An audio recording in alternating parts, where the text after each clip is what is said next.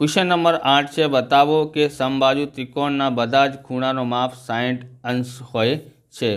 તો અહીંયા બધા ખૂણાનો માપ એ સમબાજુ ત્રિકોણ કીધું છે એટલે કે ત્રણ બાજુ શું હોય છે સરખી હોય છે, તે ખૂણા પણ ત્રણનો સરખો હોય છે।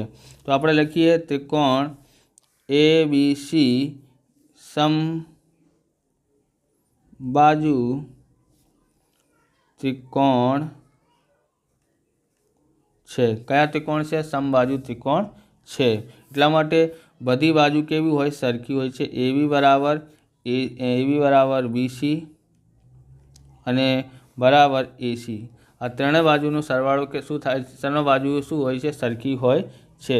એટલા માટે આપણે લખીએ ત્રિકોણ ABC માં AB બરાબર BC લઈએ। સૌથી પહેલાં કયા ખૂણા લેવાનું છે? AB બરાબર AC લેવાનું છે। ઓકે, AB બરાબર BC લેવાનું છે। અને જો આ AB જો આ બાજુ અને આ બાજુ સરખી હોય તો આ ખૂણાને છોડીને બાકી બે ખૂણા કેવા હોય છે? સરખા હોય છે। ઓકે, એટલે અહીંયા બોલે છે AB એટલે AB અને આ છે AC।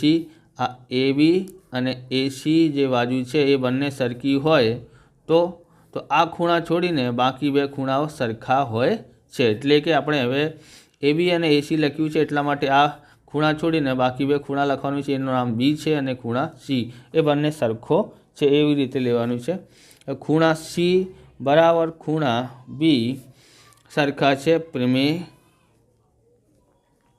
7.2 મુજબ। તમને આવા પ્રકારના વિડીયો જોઈએ તો ડિસ્ક્રિપ્શનમાંથી તમને પ્રકરણ નંબર 1 થી લઈને 7 સુધીના વિડીયોની પ્લેલિસ્ટની લિંક મળી જશે, ત્યાંથી તમે જોઈ શકો છો। ચેનલ પર નવા છો તો ચેનલને સબસ્ક્રાઈબ કરી લેવાનું, કેમ કે આવા રીતના વિડીયો તમને મળતા રહેવાના છે। આમ A બરાબર ખૂણા B, ખૂણા A બરાબર ખૂણા B અને ખૂણા C મળે। ત્રણેય ખૂણાઓ શું હોય છે? સરખા હોય છે। સમબાજુ ત્રિકોણ છે એટલા માટે। હવે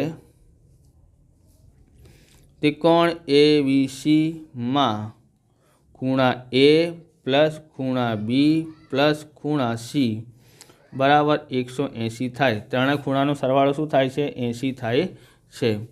ઓકે, આ બધા ખૂણાનો જો આપણે સમજીએ કે A બરાબર પણ B થાય છે, B બરાબર C થાય છે અને A બરાબર B પણ થાય છે, A બરાબર C પણ થાય છે। એટલે આપણે અહીંયા આવી રીતે પણ લખી શકાય છે કે ખૂણા A પ્લસ એની જગ્યા પણ ખૂણા A પ્લસ ખૂણા A બરાબર Cની જગ્યા પણ A લખવાનું છે, અહીંયા 180।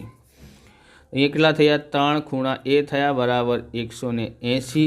હવે ખૂણા A બરાબર 180, આ એના ભાગાકારમાં આવશે 3, તો 3થી ભાગાકાર કરશો તો કેટલા આવે છે? 60 અંશ આવે છે। બરાબર, તો આપણે અહીંયા શોધી લીધું છે। હવે A બરાબર B બરાબર C બરાબર છે। ઓકે, ત્રણો ખૂણા 60-60ના થયા, એટલા માટે આપણે લખીએ આમ સમબાજુ ત્રિકોણના